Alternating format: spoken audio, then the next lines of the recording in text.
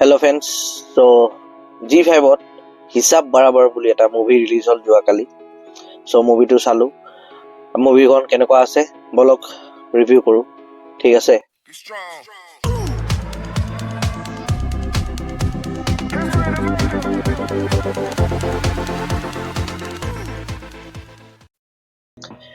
মুভিটো hero আছে R Madhavan আৰু লগত আমাৰ ভিলেন আছে নীতিন নামৱালা, নীতিন মুকেশ, ঠিক আছে। মুভিখন কিয় চাবলৈ হয় একচুৱেলি ক'ব গ'লে, যদি আপোনালোকে লাকি ভাস্কৰ চাইছে তো সেইবোৰতো যেনেকুৱা মানি স্কেম, তো এই মুভিখনো এটা মানি স্কেমৰ ওপৰতে হয়, খালি এবাৰ ৰিলেটেড বেংক ৰিলেটেড।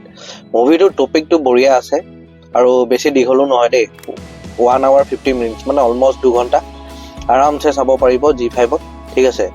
মুভিটো চাবলৈ লাইক এইটো মজা আছে, ইয়াত যিটো মানে আৰ মাধৱন আছে, যেতিয়া ইয়াৰ এক্টিং টপ ক্লাছ, আৰু যিটো ষ্টৰি লাইন লৈছে, ষ্টৰি লাইনো একদম টপিকটো ভাল আছিলে।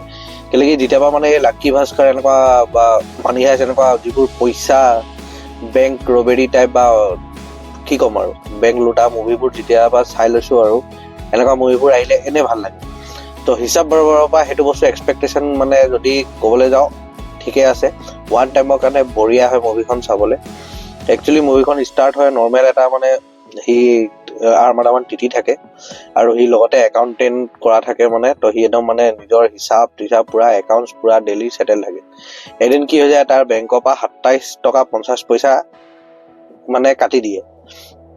সেই 27 টকা 50 পইচা কিয় কাটিলে সেই যেতিয়া বেংকৰ পৰা সুধিব যায়, তাৰপিছত মুভিৰ ষ্টৰি লাইনটো আৰম্ভ হয়, আৰু বাকীখিনি আপুনি ষ্টৰিটো জানিবলৈ মুভিখন চাব লাগে। কিন্তু যিটো টপিক লৈ মুভিটো বনাইছেই একদম আপুনি মজা পাই যাব মানে ষ্টাৰ্টিঙত। আৰু ইয়াত এটা বস্তু ভাল, গান চান নাই ফাল্টু, এটা দুটা অলপ আছে 1 মিনিটৰ কাৰণে, কিন্তু ইয়াৰ যিটো ষ্টৰি লাইনটো গৈ থাকে বঢ়িয়াকৈ, হিৰইন চিৰইনৰ একো লাফৰা নাই। এটা আছে এক্ট্ৰেছ, বাট সেইটো ষ্টৰিৰ লগত বঢ়িয়াকৈ খাপ খাই যায়। চ' মুভিটো একদম ওৱান টাইম ৱাচৰ কাৰণে বঢ়িয়া হয়, বিঞ্জ ৱাচ কৰিব পাৰে এই উইকেণ্ডত। চ' এই মুভিটো যদি মই ৰেটিং দিব যাওঁ 5 ষ্টাৰৰ ভিতৰত মই 3 দিম। অলপ আৰু ভালকৈ এলিভেট কৰিব পাৰিলে হয়, বাট যিটো টপিক লৈ বনাইছে মুভিটো ওৱান টাইমৰ কাৰণে ঠিক আছে। চ' মুভিখন চাব পাৰে G5ত। আৰু নেক্সট গধূলি স্কাই ফ'ৰ্চৰ ৰিভিউ লৈ আহি আছোঁ, তেতিয়ালৈকে ৰৈ থাকক। তেতিয়ালৈকে bye, love you, take care, জয় অসম।